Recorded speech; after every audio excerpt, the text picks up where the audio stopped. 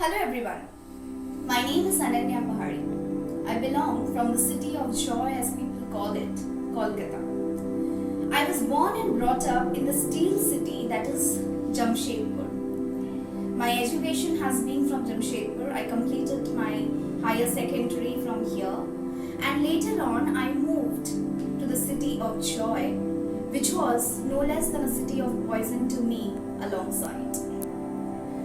Initial days were spent in Hathibagan, Kolkata, and the latter half was spent in Damdam. I have been a student of St. Anandram Jaipuriya College, affiliated under the Calcutta University. I belong from the Department of English and I graduated with a first class from the University of Calcutta. Presently, I am doing my Masters from the University of Calcutta from the very Department of English Language and Literature. I have a lots of hopes, imaginations, desires, perceptions, outlooks, which with the maturity and the experiences definitely got a setback. But that setback didn't stop me. That setback definitely had a boosted comeback. I am privileged enough to be the council member of Wiki, and I am very thankful to our state president, Madam Ritvika Banerjee, who is also our state president, for inviting me in this prestigious platform and allowing me to be the council member of the Public Safety and Security Council and be the voices of many women out there who have a voice but apparently are not heard. Today, I'm going to speak on something entitled Why Fear When Exams Are Near. Let's see how the process begins. To quote with some words, Madam Ritvika Banerjee is not only a renowned poet, but she's also a very humble human being. And what makes her great is that part of her human. Why fear when exams are near? Panic, stress, anxiety, curiosity, frustration, etc., etc., etc. Reasons? Exams are near. Let me ask you a very simple question today. Even if the exams are near, why to fear? You are battling with a life which is full of paradoxes, conflicts, contradictions, toxicity. Come on, toxicity. You are dealing with it. You're dealing with it, right?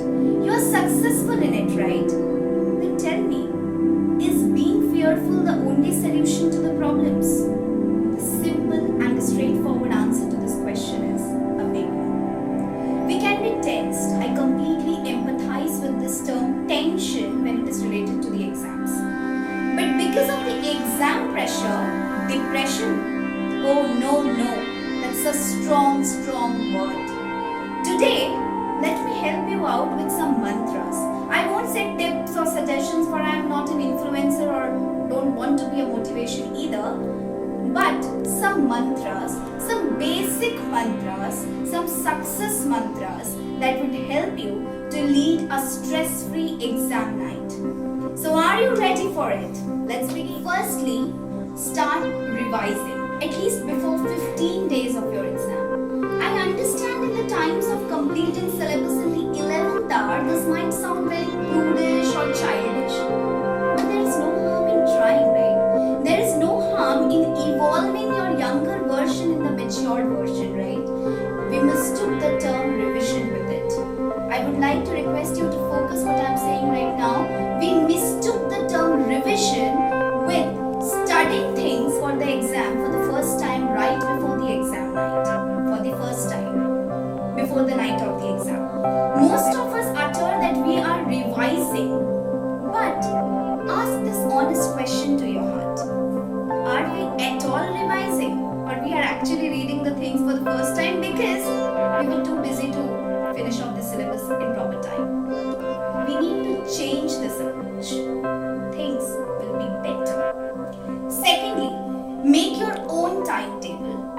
I would comment on whether to study in the morning hour or in the evening hour. I won't comment on whether to start in the early part of the dawn or on the later part of the dusk, because I respect that comfort zone that each one of us are enjoying too. But ensure that whatever you do, whichever time you select to study, a regular and a continuous study without a break at a minimum of 4 hours is very much necessary to be successful. By continuous, I definitely did not mean couched up for 4 hours straight, but take some intervals, do some basic exercises, and then continue with your gadgets. Oh, do not continue with your gadgets. There's the pun. Do not continue with your gadgets in the intervals. Take some soft music breaks, and please, for God's sake, put the gadgets somewhere down. Thirdly, mix your subjects. What I mean by this is, don't focus only on your favorite ones, or don't take it for granted either. For example, if you think that English is too easy for you, then read it. Give equal importance to the subject, even if it's a 100% cup of coffee for you. But if you think that maths is too difficult for you, I would suggest give 50% of your time in solving your sums and give 50% of your sums reading your favorite version of your subject. In that way, what will happen? You are able to spend your energy, subjects and concentration in all the different subjects, which would help you to fetch marks in a better manner. Without any sort, as one said, reading maketh a full man, conference a ready man, and writing an exact man. And therefore, in a man, write a little, he had need have a great memory. So keep writing. Next, it's not important how much time you have read. What's important is what you have read. What's important is the quality output. So be a smart learner in the time management skills. Have your own approach in studying. Mark with pencils, highlighters, anything which suits you the best. But please, for God's sake, do not use your pages for your artifact designs towards the back end of the copies, because that's really clumsy and that does not really gives a very good impression of a learner. Last but not the least, cut off ties from the toxic people who just have 1 or 2 words in their dictionary. You can't do, you don't do, never do it, you will never be able to do it. Stay away from all these negative and intellectually stupid kind of people, because they have all these negative words in their vocab list and they consider themselves as one of the best version of the vocab masters. Contribute to your mental peace. Remember one thing, only you as an individual can contribute to your mental peace. Do not expect any third person coming in your way or any omniscient narrator coming in your way and helping you out in your learning process and contributing in your mental peace. If you cannot give yourself happiness, how can you expect any third person to come and give you that happiness, peace, bliss, serenity, or whatever you call it? And sleep.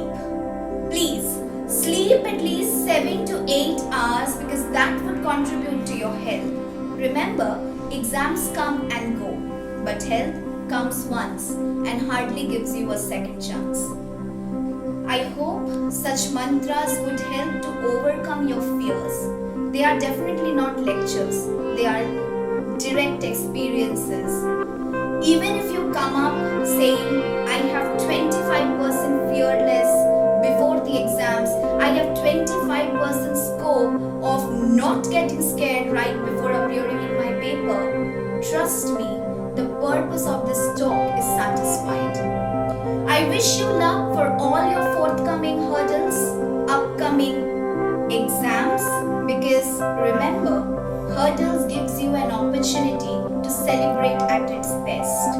Just crack that challenge which is in the form of riddles. Trust me, life will be pretty easier. It won't be just a roller coaster in the terms of a sailing, but it will be indeed a life-thrilling and a spine-chilling and a heart-throbbing experience. I would like to extend my heartfelt gratitude to the Women Council, along with our state president, Madam Ritvika Banerjee, who is a renowned author from Kolkata and a great human being, for giving me an opportunity and considering me capable enough to give a talk on something which is a very, very relevant topic and leading to mental health.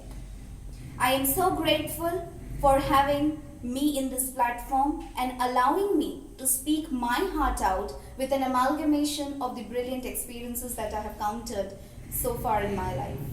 Thank you so much, and I would like to request all the women out there to come out and share the same platform with the men and come out with flying colors in all the aspects of your life. That will make a change, that will make a difference. Let us change the term, change is the only constant. Let us make a term, change is not the only constant, but it is the absolute constant. Thank you very much.